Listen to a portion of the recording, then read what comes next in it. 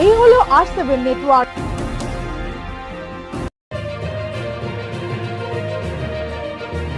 আর আপনারা দেখছেন R7 বাংলা, বাংলার কথা বাঙালির মুখে।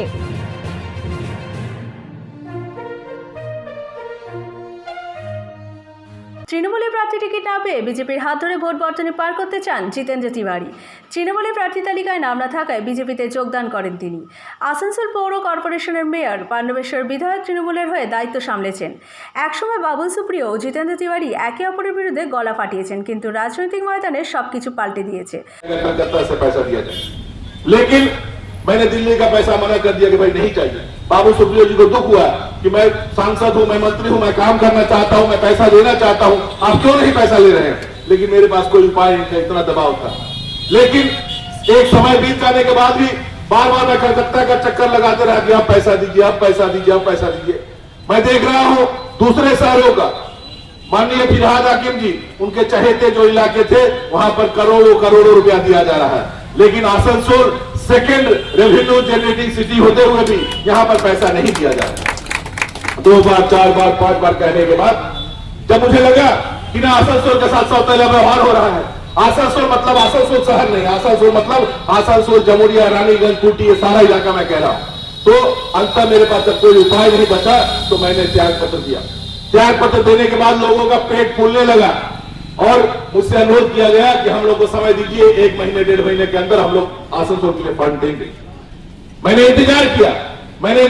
जो लोग, कुछ लोग हैं फेसबुक में, ट्विटर में मुझे बेईमान करके, भारतवर्ष की जो सोच है वो सोच बंगाल में भी विद्यमान रहे, उस सोच के लोगों को बंगाल से बाहर न किया जाए, दूसरी सोच के लोग बंगाल में अपना कब्जा न कर लें, इसके लिए जरूरी है इस बात परिवर्तन करना ही है, करना ही है, करना ही है। और ये जो लड़ाई लड़ी जा रही है, इसी लड़ाई में एक सैनिक के रूप में काम करने के लिए, आपके एक साथी के रूप में काम करने के लिए, आपके एक भाई के रूप में, आपके बड़े परिवार में आपके साथ मिलकर, आपसे कंधे से कंधा मिलाकर काम करने के लिए मैंने भारतीय जनता पार्टी से अनुरोध किया था। और मैं इस पूरे परिवार के प्रति कृतज्ञ हूं। सारे लोग हैं, मेरे पिताजी जब थे, दादाजी थे, उस समय से रामनवमी के समय हम लोग निकलते थे। रामनवमी के समय घर में पकवान बनता था, हम लोग खाते थे। तो रामनवमी का अखाड़ा निकाला। मेयर बनने के बाद मुझे कहा गया, अखाड़ा की कमेटी के लोगों ने कहा कि रामनवमी का अखाड़ा में आप मेयर है, आगे आगे चलिए। मैं आगे आगे चला। रात को फोन आ गई, रामनवमी का अखाड़ा में तुम क्यों गया? अरे भाई, हम क्या कर सकते हैं? आपने मुझे मेयर बनाया है, आपने मुझे प्रतिष्ठा दी है, इसके लिए अपना धर्म कर्म हम सबको छोड़ दें। धार्मिक अनुष्ठान में हम नहीं जा सकते, हम जय श्री राम नहीं बोल सकते, हम भारत माता की जय नहीं बोल सकते, तो हम आपके पार्टी में नहीं रह सकते। और आने वाले दिनों में सब कुछ आज ही ठीक नहीं है, सब सस्पेंस आज हटा देना ठीक नहीं है। अभी चुनाव में 2 महीना है और बहुत सस्पेंस है। जो कुल्टी के मिट्टी पर जब आप लोग बुलाइएगा, एक एक चैप्टर आपके सामने हम रखते रहेंगे और इनका पर्दाफाश होते रहेगा। आने वाले दिनों में आपके सहयोग की कामना करते हुए, और बार बार जो मुझे कहा जा रहा है बड़े ने, तो मैं फिर कहता हूँ, सीरियसली कहता हूँ, भारतीय जनता पार्टी में, तृणमूल में मैं नेता था, लेकिन भारतीय जनता पार्टी में मैं नेता बनने नहीं, मैं कार्यकर्ता बनने आया हूँ।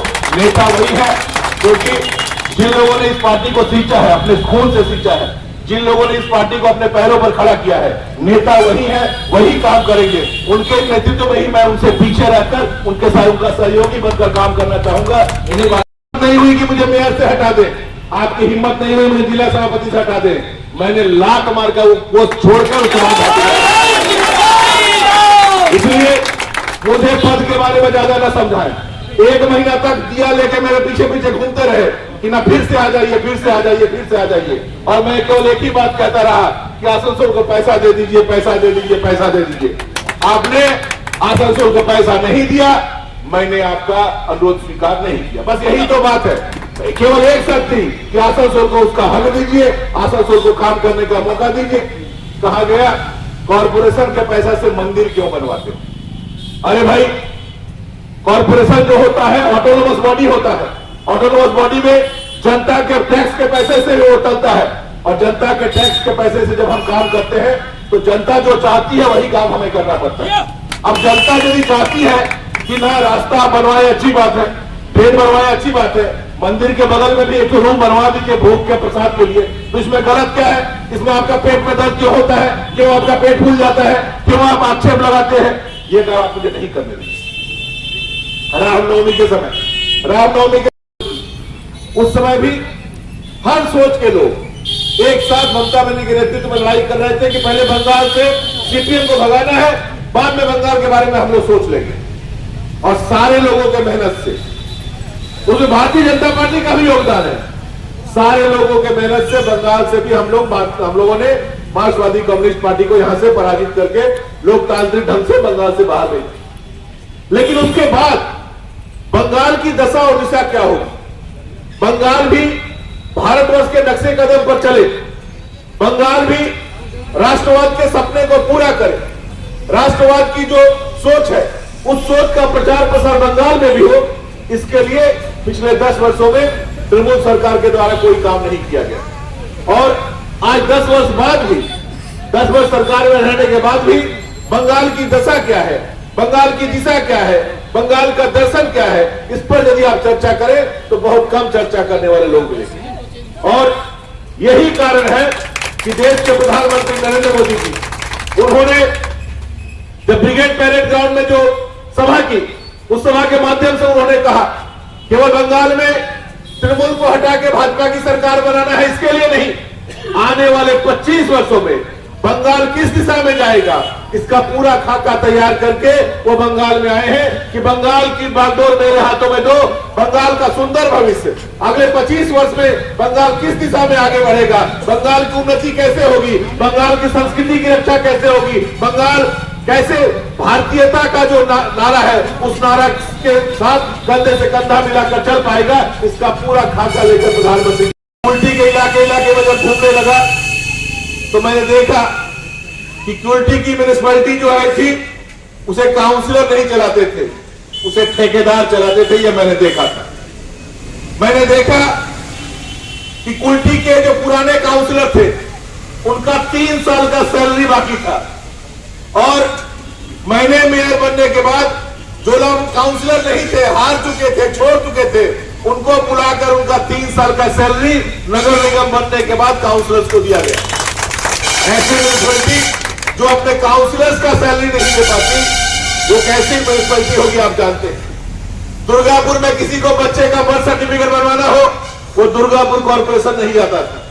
आसनसोल में किसी को बर्थ सर्टिफिकेट बनवाना हो, वो आसनसोल नहीं जाता था, कुल्टी आता था, 500 रुपया देता था, बर्थ सर्टिफिकेट लेकर चला जाता था। ये इतिहास था कुल्टी म्यूनिसिपैलिटी।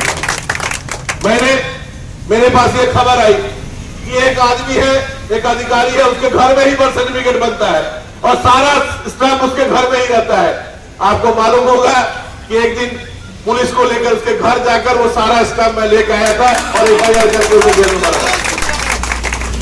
कुल्टी के लोगों की ये डिमांड थी कि कुल्टी में पीने की पानी की व्यवस्था की जाए, और पीने के पानी का काम हम लोगों ने हाथ में दिया। लेकिन आश्चर्य की बात है कि जो कुल्टी का विधायक, जिसकी ये जिम्मेदारी थी कि कुल्टी के लोगों को वहां पीने का पानी मिले, कुल्टी के वाटर प्रोजेक्ट के काम में सबसे ज्यादा किसी ने यदि बाधा देने का काम किया तो यहाँ के विधायक ने किया और किसी ने नहीं किया। जहां भी हम लोग पानी की टंकी बनाने जाते थे, कोई आ जाता था, আমি এখানে চাষ করতাম, বলে কাগজ দেখাও, বলছে না আমার দাদু চাষ করতো, দাদুর কাছে কাগজ নিয়ে এসো, তো दादू तो मारा गया, ता ऊपर से जाएंगे कागज लाने के लिए।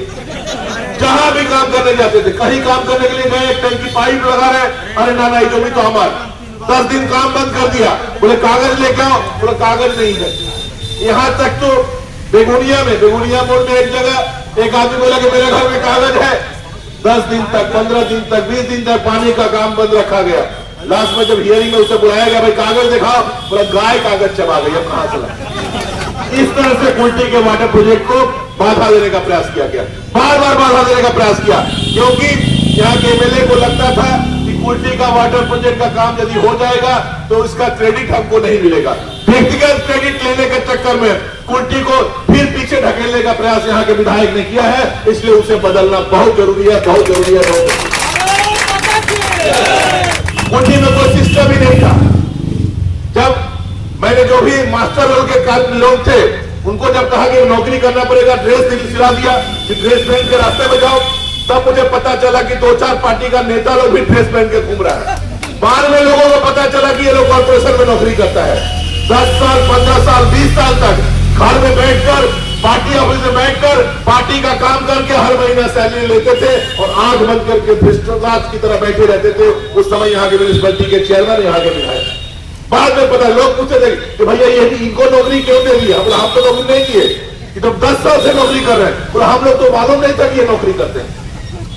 आपने देखा होगा, अभी देखते होंगे कि हम लोगों ने नगर निगम में काम शुरू करने के बाद आपके गली में मोहल्ले में कम से कम झाड़ू लिए हुए लोग नजर तो कुछ आते हैं कि सुबह सुबह कैसे सफाई करना है। लाइट नहीं था यहाँ पर, कुल्टी में एलईडी लाइट की कोई व्यवस्था नहीं थी। সদ্য বিজেপিতে যোগদানের পর নিয়ামতপুর বিজেপি সেন্ট্রাল কার্যালয়ে সম্বর্ধনা দেওয়া হলো।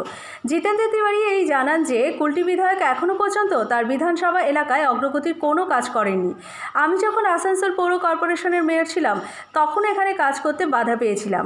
এলাকার বিধায়কদের উদ্দেশ্য করে বলেন, এখনও সময় আছে, আপনার এলাকার বিধায়ক পরিবর্তন করুন যাতে এলাকায় আরও উন্নতি হয়।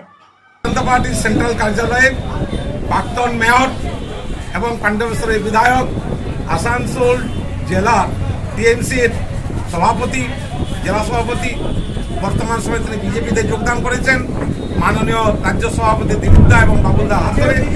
সেই মাননীয় জিতেন্দ্র তিওয়ারিকে আজকে আমরা সেন্ট্রাল অফিসে সম্বর্ধনা দিলাম। তিনি সেই সম্বর্ধনা নেওয়ার জন্য এসেছিলেন এবং তার বক্তব্যে তিনি যে এত সুন্দর বক্তব্য রেখেছেন সেই বক্তব্যের ভাষা এবং আগামী দিন জিতেন্দ্রার জন্য আমাদের ভারতীয় জনতা পার্টির আরেকটা কর্মী, আমরা ভালো কর্মী পেলাম এবং তিনি কর্মী হিসাবে কাজ করতে রয়েছেন। দাদা আপনার নাম করছেন? আমার নাম বিবেকানন্দ ভট্টাচার্য, স্টেট কমিটির মেম্বার।